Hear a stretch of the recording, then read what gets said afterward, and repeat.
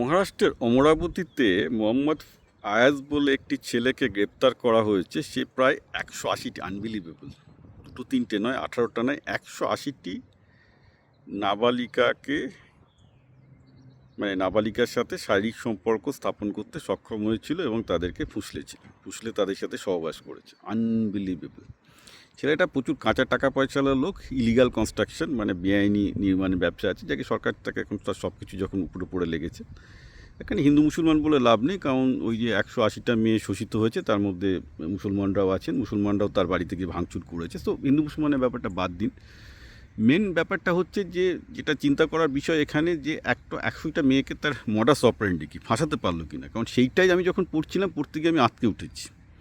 একটু ডিপলি ভাবুন যে ওই 180টা নাবালিকার বাড়ির লোকজন কী করছিল যে তাদের মেয়েদেরকে তাই হোটেলে নিয়ে গিয়ে ফুর্তি করছে।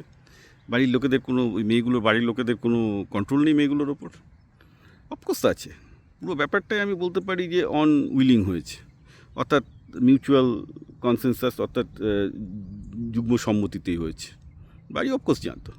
এখন তারপর যখন দেখছে যে ছেলেটা পালিয়ে গেছে, বিয়ে করতে চায়নি, তখন ঝামেলা শুরু করেছে, অবভিয়াসলি ছেলেটা ফেসে গেছে। ব্যাপারটা খুব সিম্পল, যেটা ছেলেটা মডাস অপারেন্ডি ছিল, সে দেখতো যে মেয়েটা একটু নিম্ন মধ্যবিত্ত গরিব ঘরের, একটু দেখতে ভালো, তার মানে কি তার একটু হাই স্ট্যাটাস যেটা হয়, মেয়েরা একটু দেখতে ভালো হলে, গরিব ঘরের মেয়ে একটু দেখতে ভালো হলে তাদের একটা আশা থাকে যে একটা বড় স্ট্যাটাসে উঠবো। সে তখন ভুলভাল বড়লোক বয়ফ্রেন্ডের পাল্লায় পড়ে, বাবা মাও কিছু বলে না।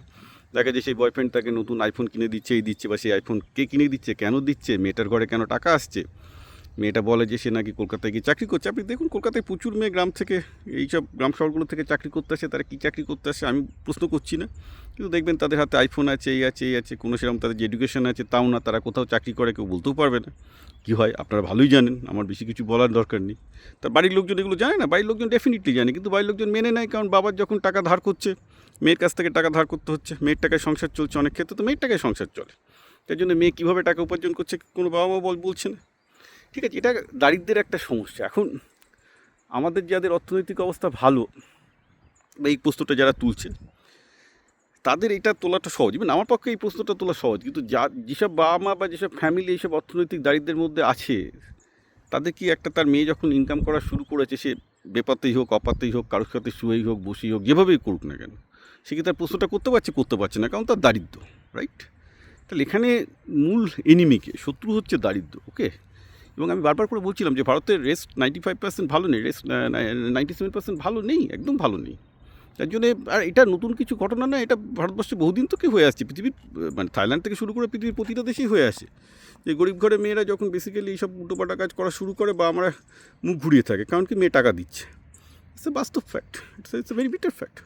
এবং এই বিটার ফ্যাক্টগুলো সমাজের এলিট শ্রেণী স্বীকার করতে চায় না। তারা হিন্দু মুসলমান হ্যান ত্যান এসব নিয়ে তাদের কার মাথা ব্যথা করেছে যে সমাজের 95% গরিব, যে তারা একটা বিস্কুট কিনে খেতে পারে না, তাদের মেয়ে কী করছে তাই নিয়ে কার মাথা ব্যথা আছে? কারোর মাথা ব্যথা নেই। এভাবেই চলছে society. It's very sad thing, very sad thing.